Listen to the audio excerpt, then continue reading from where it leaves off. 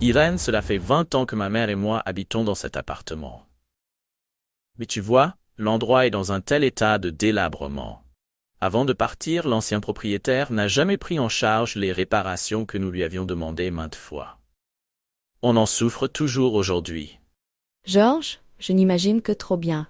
C'est incroyable qu'on vous ait laissé vivre dans de telles conditions. Vous avez quand même tenté de faire pression pour obtenir des travaux. Oui, c'est ce qu'on a fait. Maintenant, c'est son fils qui a repris la gestion. Il a fait refaire le plafond du salon, mais à part ça, tout est resté pareil. On a toujours les infiltrations, les volets cassés, les portes endommagées, et surtout, des prises électriques qui ne fonctionnent pas bien, ce qui est dangereux. J'ai peur qu'il n'ait ni les moyens, ni l'envie de tout remettre aux normes.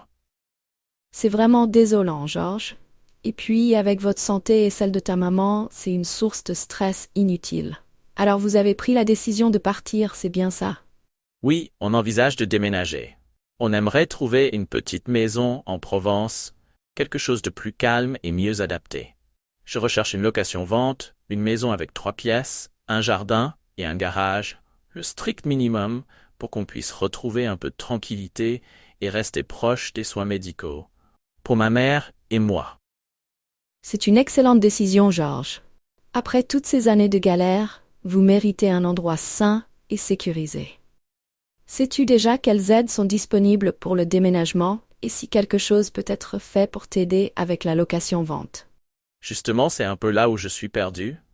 Je ne sais pas trop quelles aides existent pour le déménagement, ni ce qui est possible en changeant de département. Je me disais que tu aurais peut-être des conseils ou que tu pourrais m'orienter vers quelqu'un. Bien sûr, Georges.